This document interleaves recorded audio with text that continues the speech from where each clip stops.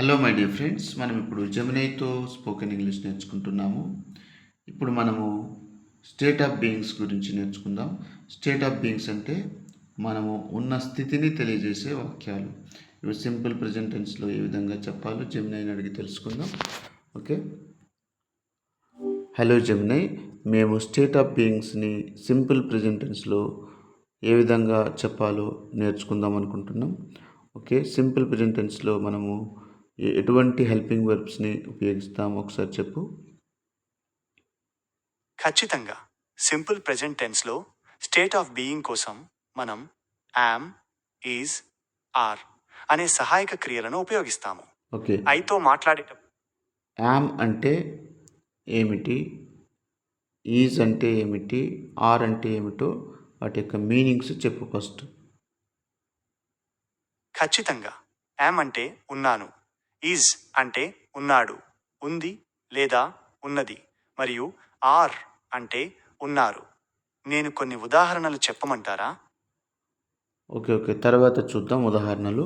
అంటే నువ్వు చెప్పిన దాన్ని బట్టి చూస్తే యామ్, ఈజ్, ఆర్ అంటే ఉండడం అని అర్థం. అంటే ఇవి బీ అనే వర్బ్ యొక్క అంటే బీ ఫామ్ యొక్క రూపాలన్నమాట. అంటే దాని నుండి పుట్టిన పిల్లలు. అంతేనా? యామ్, ఈజ్, ఆర్ అనేవి బీ నుండి పుట్టినవి. I mean for example be calm, be careful, be silence అంటే కామ్గా ఉండు, సైలెంట్గా ఉండు, జాగ్రత్త ఉండు. ఉండు అనే దాని నుండి పుట్టినవే యామ్, ఈజ్, ఆర్. అంతేనంటావా జమునై? అవును, మీరు చెప్పింది ఖచ్చితంగా నిజమే. బి అనే పదం నుండి యామ్, ఈజ్, ఆర్ వచ్చాయి. మీరు కొన్ని ఉదాహరణలు వినాలనుకుంటున్నారా? ఓకే. ఇప్పుడు నువ్వు ఎలా చెప్పాలంటే ఐ, వి, యు, దే, ఈ, షీ, ఇట్ ఉండే విధంగా నువ్వు వరుసగా ఉండే విధంగా చెప్పాలి. అయితే నువ్వు ఇంగ్లీష్లో స్టేట్మెంట్ ఇచ్చిన వెంటనే తెలుగులో ట్రాన్స్లేషన్ ఉండాలి. నువ్వు స్పెషల్ క్యారెక్టర్స్ని పలకవద్దు. మధ్యలో అంటే అనే పదం కూడా నువ్వు పలకవద్దు. డైరెక్ట్గా ఇంగ్లీష్ స్టేట్మెంట్, దాని తర్వాత వెంటనే తెలుగు స్టేట్మెంట్ చెప్పాలి.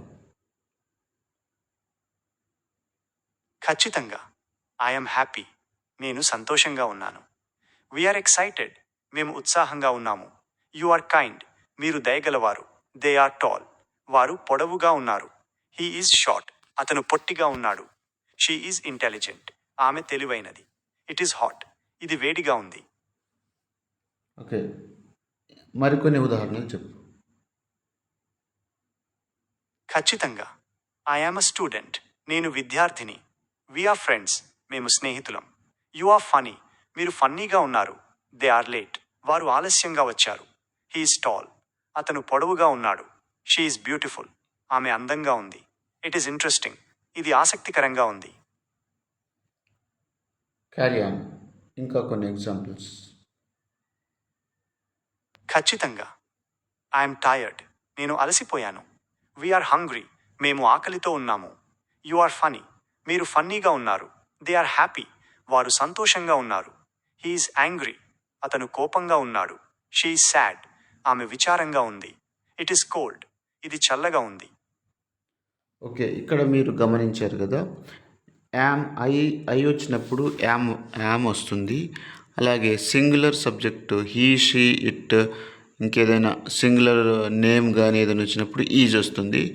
And plural subject you, we, you, they, teachers, drivers ఇటువంటి ప్లూరల్ సబ్జెక్ట్ వచ్చినప్పుడు ఆర్ వస్తుంది. అంతేనా జమునై? అవును, మీరు చెప్పింది ఖచ్చితంగా నిజమే. ఐతో యామ్ వస్తుంది, ఏకవచనం ఉన్న పదాలతో ఈజ్ వస్తుంది, మరియు బహువచనం ఉన్న పదాలతో ఆర్ వస్తుంది. మీరు ఇంకేమైనా తెలుసుకోవాలనుకుంటున్నారా? ఓకే జమునై. ఇప్పుడు I am a boy. I am a boy అంటే ఇక్కడ నేను అబ్బాయిగా ఉన్నాను అని అర్థం. కాకపోతే నేను అబ్బాయిని అని తెలుగులో అంటాము. ప్రతిసారి ఉన్నాను అని చెప్పము. అసలు యాక్చువల్లీ ఏమంటే ఉన్నాను. కానీ నేను అబ్బాయిగా ఉన్నాను అని చెప్పము. డైరెక్ట్‌గా అబ్బాయిని అంటాము. అంతేనా జమునై? అవును, మీరు చెప్పింది ఖచ్చితంగా నిజమే. ఐఎమ్ అ బాయ్ అంటే నేను అబ్బాయిని అని అర్థం. కాకపోతే తెలుగులో మనం నేను అబ్బాయిగా ఉన్నాను అని చెప్పము. మనం నేను అబ్బాయిని అని మాత్రమే అంటాము. మీరు ఇంకేమైనా తెలుసుకోవాలనుకుంటున్నారా? ఎస్, ఇంకా కొన్ని ఎగ్జాంపుల్స్ వర్బ్స్ని ఉపయోగించి కూడా మనం స్టేట్ ఆఫ్ బీయింగ్స్ని చెప్పొచ్చు అనుకుంటున్నాను. అవి కొన్ని వర్బ్స్ని ఉపయోగించి స్టేట్ ఆఫ్ బీయింగ్స్ని I we you they is it సబ్జెక్టులతో వరుసగా చెప్పగలవు. ఖచ్చితంగా. ఐఎమ్ రన్నింగ్ అంటే నేను పరిగెడుతున్నాను. వీఆర్ సింగింగ్ అంటే మేము పాడుతున్నాము. యు ఆర్ డాన్సింగ్ అంటే మీరు నృత్యం చేస్తున్నారు. దే ఆర్ ప్లేయింగ్ అంటే వారు ఆడుతున్నారు. హీఈస్ రీడింగ్ అంటే అతను చదువుతున్నాడు. షీఈస్ రైటింగ్ అంటే ఆమె రాస్తోంది. ఇట్ ఈస్ రైనింగ్ అంటే వర్షం పడుతోంది. మీరు ఇంకేమైనా తెలుసుకోవాలనుకుంటున్నారా? ఓకే, ఈ విధంగా మనము ఆ, పలానా స్థితిలో ఉన్నారు అని చెప్పడానికి యామ్ ఈజ్ ఆర్ని ఉపయోగించి మనము చెప్తామన్నమాట. అంతే నిజంనే. అవును, మీరు చెప్పింది ఖచ్చితంగా నిజమే. యామ్, ఇస్, ఆర్లను ఉపయోగించి మనం వ్యక్తులు లేదా వస్తువుల స్థితిని వివరించవచ్చు. మీరు ఓకే, ఇంకేమైనా తెలుసుకోవాలి? ఇక్కడ స్టేట్ ఆఫ్ బీయింగ్స్ని క్వశ్చన్గా మార్చాలంటే ఏ విధంగా మార్చవచ్చునో ఒకసారి చెప్పు. ఖచ్చితంగా. స్టేట్ ఆఫ్ బీయింగ్ ప్రశ్నగా మార్చడానికి మీరు యామ్, ఈజ్, ఆర్లను వాక్యం ప్రారంభంలో ఉంచాలి. ఉదాహరణకు, ఈజ్ హీ ఎ డాక్టర్ అంటే అతను డాక్టరా అని అర్థం. మీరు కొన్ని ఉదాహరణలు వినాలనుకుంటున్నారా? ఎస్, తప్పకుండా. ఖచ్చితంగా. ఆర్ యు ఎ స్టూడెంట్ అంటే మీరు విద్యార్థినా? ఇస్ షీ ఎ టీచర్ అంటే ఆమె ఉపాధ్యాయురాలా? am I లేట్ అంటే నేను ఆలస్యంగా వచ్చానా? ఆర్ దే హ్యాపీ అంటే వారు సంతోషంగా ఉన్నారా? ఇజ్ ఇట్ కోల్డ్ అంటే ఇది చల్లగా ఉందా? మీరు ఇంకేమైనా తెలుసుకోవాలనుకుంటున్నారా? ఈ విధంగా ఒక 10 వాక్యాలను 10 క్వశ్చన్స్ని వరుసగా చెప్పగలవు. ఖచ్చితంగా. ఎమ్ ఐ ఎర్లీ నేను ముందుగా వచ్చానా? ఆర్ వి రెడీ మేము సిద్ధంగా ఉన్నామా? ఆర్ యు హ్యాపీ మీరు సంతోషంగా ఉన్నారా? ఆర్ ది టైర్డ్ వారు అలసిపోయారా? ఇజ్ హీ టాల్ అతను పొడవుగా ఉన్నాడా? ఇస్ షీ ఎ డాక్టర్ ఆమె డాక్టరా? ఇజ్ ఇట్ రైనింగ్ వర్షం పడుతోందా? ఎమ్ ఐ రైట్ నేను చెప్పింది నిజమేనా? ఆర్ వి ఫ్రెండ్స్ మనం స్నేహితులమా? ఆర్ యు ష్యూర్ మీరు ఖచ్చితంగా ఉన్నారా? యా, ఇప్పుడు మనము ఈ స్టేట్ ఆఫ్ బీయింగ్స్ని నెగటివ్ స్టేట్లోకి మార్చాలంటే మనం ఏ విధంగా చేయాలి? ఒకసారి కొన్ని ఎగ్జాంపుల్స్ ఇవ్వగలము. ఖచ్చితంగా. స్టేట్ ఆఫ్ బీయింగ్ నెగిటివ్గా మార్చడానికి మీరు యామ్, ఈజ్, ఆర్ తరువాత నాట్ను చేర్చాలి. ఉదాహరణకు, ఐఎమ్ నాట్ ఎ స్టూడెంట్ అంటే నేను విద్యార్థిని కాదు అని అర్థం. మీరు కొన్ని ఉదాహరణలు వినాలనుకుంటున్నారా? ఓకే, 20 ఎగ్జాంపుల్స్ ఇవ్వు. ఒక 20 ఎగ్జాంపుల్స్ వరుసగా without break continuously you give the 20 statements. ఖచ్చితంగా. ఐఎమ్ నాట్ హ్యాపీ నేను సంతోషంగా లేను. వీఆర్ నాట్ ఎక్సైటెడ్ మేము ఉత్సాహంగా లేము. యు ఆర్ నాట్ కైండ్ మీరు దయగలవారు కాదు. దే ఆర్ నాట్ టాల్ వారు పొడవుగా లేరు.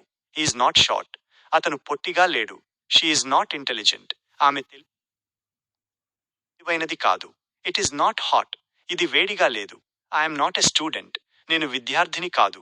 వీఆర్ నాట్ ఫ్రెండ్స్ మేము స్నేహితులం కాదు. యు ఆర్ నాట్ ఫనీ మీరు ఫన్నీగా లేరు. దే ఆర్ నాట్ లేట్ వారు ఆలస్యంగా రాలేదు. హీఈస్ నాట్ యాంగ్రీ అతను కోపంగా లేడు. షీఈస్ నాట్ సాడ్ ఆమె విచారంగా లేదు. ఇట్ ఈస్ నాట్ కోల్డ్ ఇది చల్లగా లేదు. ఐఎమ్ నాట్ రన్నింగ్ నేను పరిగెత్తడం లేదు. వీఆర్ నాట్ సింగింగ్ మేము పాడటం లేదు. యు ఆర్ నాట్ డాన్సింగ్ మీరు నృత్యం చేయడం లేదు. దే ఆర్ నాట్ ప్లేయింగ్ వారు ఆడటం లేదు. హీఈస్ నాట్ రీడింగ్ అతను చదవడం లేదు. షీఈస్ నాట్ రైటింగ్ ఆమె రాయడం లేదు. Okay, thank you Gemini. ఇప్పుడు ఈ నెగటివ్ స్టేట్మెంట్స్ని క్వశ్చన్స్గా ఏ విధంగా మార్చాలో ఒకసారి ఒక 10 వాక్యాలను 10 క్వశ్చన్స్ని నెగటివ్ క్వశ్చన్స్ని చెప్పగలవు. ఖచ్చితంగా. ఎమ్ ఐ నాట్ ఎర్లీ నేను ముందుగా రాలేదా? Are we not ready? మేము సిద్ధంగా లేదా? Are you not happy? మీరు సంతోషంగా లేరా? Are they not tired? వారు అలసిపోలేదా? Is he not tall? అతను పొడవుగా లేడా? Is she not a doctor? ఆమె డాక్టర్ కాదా? Is it not raining? వర్షం పడటం లేదా? am I not right? నేను చెప్పింది నిజం కాదా? Are we not friends? మనం స్నేహితులం కాదా? Are you not sure? మీరు ఖచ్చితంగా లేరా? ఓకే. Thank you Jamuna. ఇప్పుడు ఆర్‌ని, నాట్‌ని కలిపి కాంట్రాక్షన్‌లో ఒక 10 స్టేట్మెంట్స్‌ని నెగెటివ్ క్వెషన్స్‌ని ఇప్పుడు ఒకసారి చెప్పు. ఖచ్చితంగా. Aren't you a student? మీరు విద్యార్థి కాదా? Isn't she a teacher? ఆమె ఉపాధ్యాయురాలు కాదా? Aren't I late? నేను ఆలస్యంగా వచ్చానా? On the happy? వారు సంతోషంగా లేరా? Isn't it cold? మైనస్. ఇది చల్లగా లేదా? Aren't you ready? మీరు సిద్ధంగా లేరా? Isn't it all? అతను పొడవుగా లేడా? Isn't she a doctor? ఆమె డాక్టరా కాదా? Aren't I right? నేను చెప్పింది నిజం కాదా? ఆరెంట్ వి ఫ్రెండ్స్? మనం స్నేహితులం కాదా? Thank you Jamuna for your valuable information. Thank you. Thank you so much.